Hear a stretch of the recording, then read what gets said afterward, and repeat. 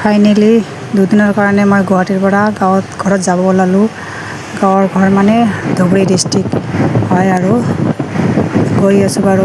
চাওক আপোনালোকে ISBT-লৈকে মই টোটোত গ'লোঁ অটো দি, তাৰপিছত মই বাছত উঠিলোঁ, ডাইৰেক্ট ধুবুৰীৰ বাছত উঠিলোঁ বাৰু। আহি পালোঁ ফাইনেলি 8 ঘণ্টা জাৰ্ণি কৰি আহি ঘৰ পালোঁ। গাড়ীৰ পৰা নামি টোটোত দি আহি ঘৰ পালোঁ। এই চাওক আমাৰ ঘৰটো। আমি নাথাকোঁ ঘৰত বাৰু, আমি গুৱাহাটীতে থাকোঁ বেছিভাগ, মাজে মাজে অহা হয় ঘৰত আৰু। চাওক আমাৰ ৰুমটো খালী হৈ পৰি আছে, মানে নাথাকোঁ যে ঘৰত, সেইকাৰণে মেট্ৰেছখন প্লাষ্টিক দি ঢাকি থৈ গৈছোঁ মই, মানে ধূলি বালি যাতে নহয়। এনেকৈ কোনেও নাথাকে আমাৰ ৰুমত ন, এনেকৈ পৰি থাকে বস্তুবিলাক। সেইকাৰণে গোটেই কাপোৰ চাপোৰ গড্ৰেজৰ ভিতৰত সোমাই থৈ দিছোঁ মই। এতিয়া আলনাটো কাপোৰ চাপোৰ একো নাৰাখোঁ এনেকৈ। এইটো বহা ৰুমটো খালী হৈ পৰি আছে, মানুহে নাই ঘৰটোত। আমাৰ এই ৰুমটোত আমাৰ এই ঘৰটোত 5টা 6টা ৰুম আৰু মানুহে নাই, এনেকৈ পৰি থাকে আৰু। ফাইনেল তাৰ পিছদিনা মই মাকৰ ঘৰত যাব ওলালোঁ বাৰু। এক ৰাতি ইয়াতে থাকি, এক ৰাতি আমাৰ ঘৰত থাকি তাতে মাকৰ ঘৰত যাব ওলালোঁ। আমাৰ আগফালে চাওকচোন কিমান ধুনীয়া ফুলৰ গছ।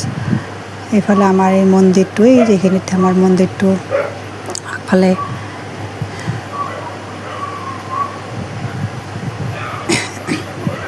এইটো হৈ যাওক ফুলৰ গছ, কিন্তু ফুলবিলাক কি ধুনীয়াকৈ ফুলি আছে বাৰু।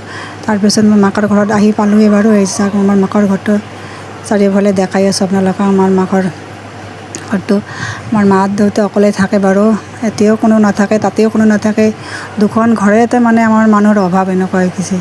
যাক আগফালেতো কিমান ডাঙৰ এৰিয়া, ফুলৰ গছ থছ বা আমাৰ এৰিয়াটো, মাকৰ ঘৰৰ আমাৰ ডাঙৰ এৰিয়া। এই ৰাস্তাখন চাওক, এই যে আমাৰ ঘৰৰ আগতে ৰাস্তা।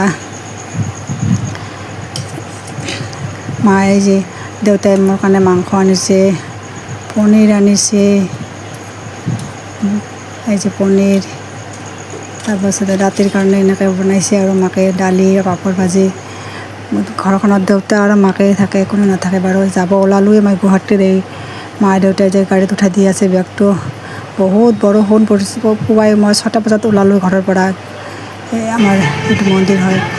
এই যে ৰাস্তাত মোক দেউতাই উঠাই দিলে টোটোত, তাৰপিছত যাই কিনে ডাইৰেক্ট ধুবুৰীৰ বাছত উঠিলোঁ। মেইন ৰাস্তা যাই মই গৈ আছোঁ বাৰু, ধুবুৰী নহয় চৰি গুৱাহাটীৰ বাছত। গুৱাহাটী গৈ আছোঁ বাৰু মই এতিয়া। পামে একেবাৰে গুৱাহাটীত যাইহে দেখাম আপোনালোকক। এই যে গুৱাহাটী পালোঁ মই, 8 ঘণ্টা জাৰ্ণি কৰি গুৱাহাটী পালোঁ।